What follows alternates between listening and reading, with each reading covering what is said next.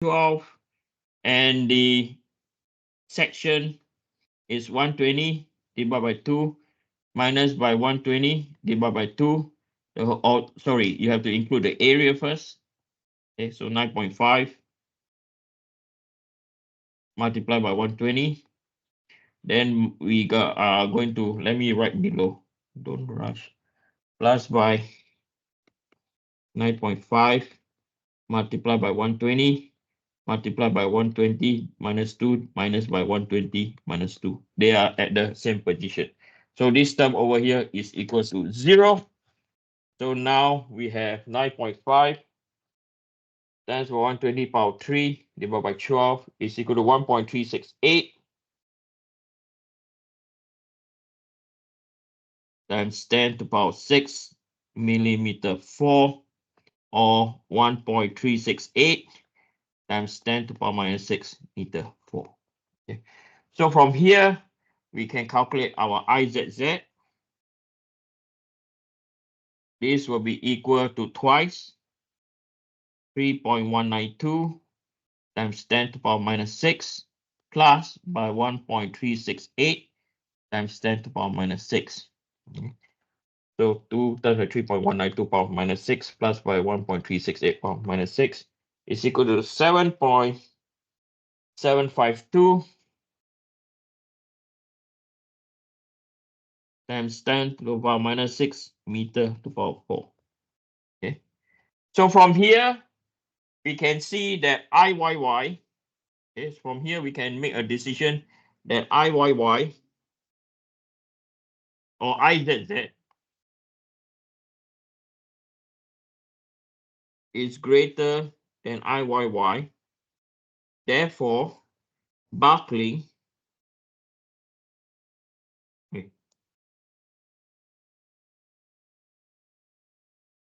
will occur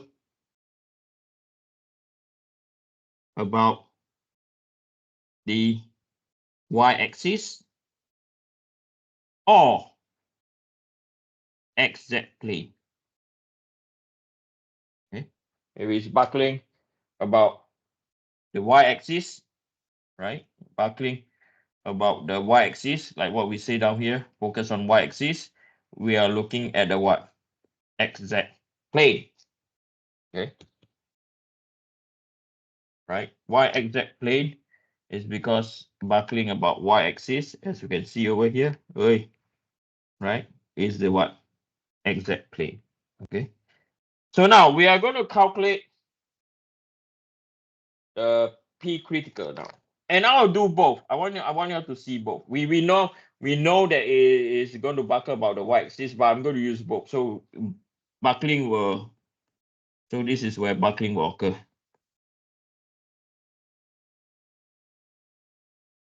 But I'm going to show you both. Okay. So both. So if we're going to, we'll draw a line so you can see for yourself.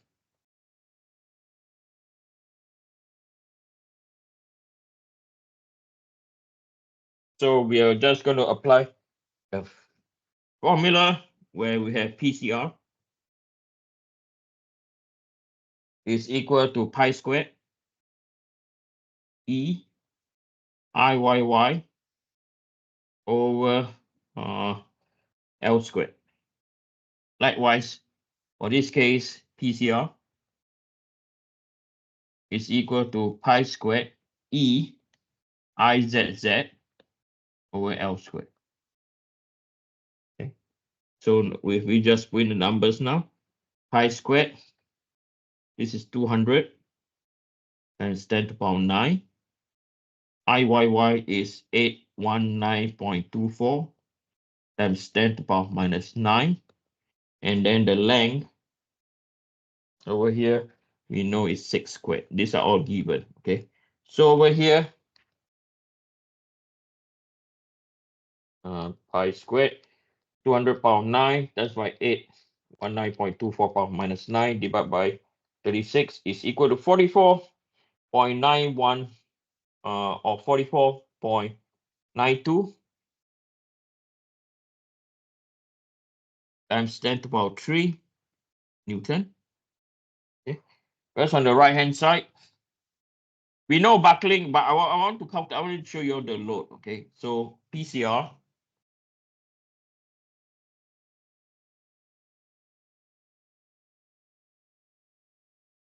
So this is equal to pi squared. Again, 200 times 10 to the power 9.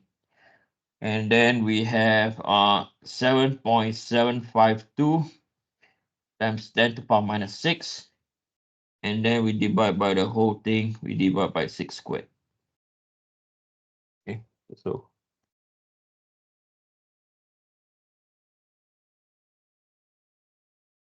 it's equal to 135. Wait, did I do wrong? So pi squared times by 200 power 9 times by 7.7 minus 6 divided by 36 is equal to 425.05 to 425.051 times 10 to the power 3 Newton. Okay, so let me do it again.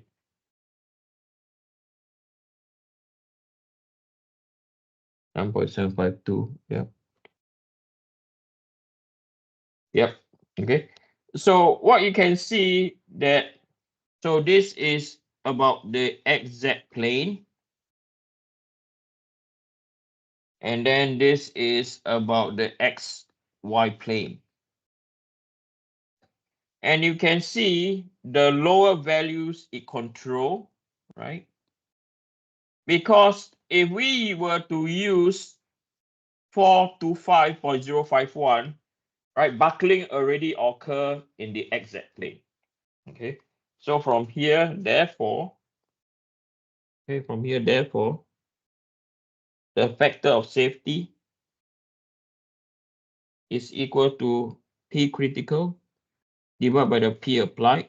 So the maximum that the structure can withstand based on the design. Now, this is based on the design.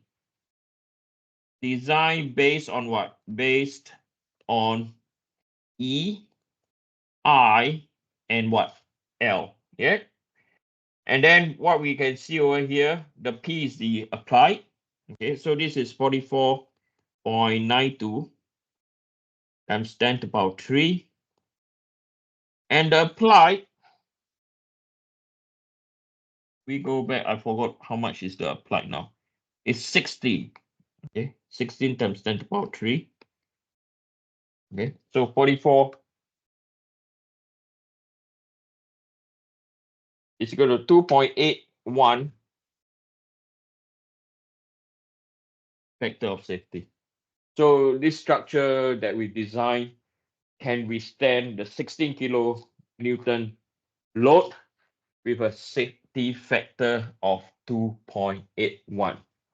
Okay. As I said, this question has a lot of layers, right? So to summarize, okay, what did you all learn today? Okay, to summarize, what did you learn today? So we realized that the formula that we have derived, this formula that we have derived, this formula that we have derived, right, is for what? Both ends are P. Okay. More important, right, when both ends are pinned, right, is what? The moment is equal to what? 0. Whenever the moment is equal to 0, it's pinned. Are we clear? Okay, this is very important. Does not matter on the X and Y. Okay, when moment is equal to 0 only, okay, it's pinned. Okay, so that's one thing we've learned that's important today. I did explain how they calculate radius of gyration and also how to apply this graph. When the L/R ratio is less than a certain value, okay, you can just use the normal force divided by area. Make sure that the force divided by area does not exceed the allowable stress.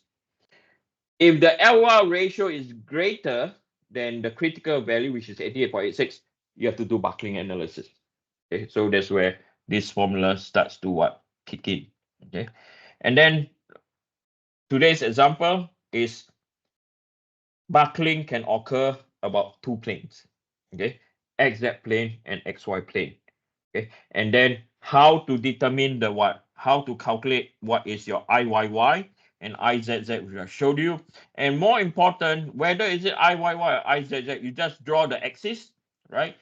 The if the axis is YY, the geometry that's parallel to the axis is the width.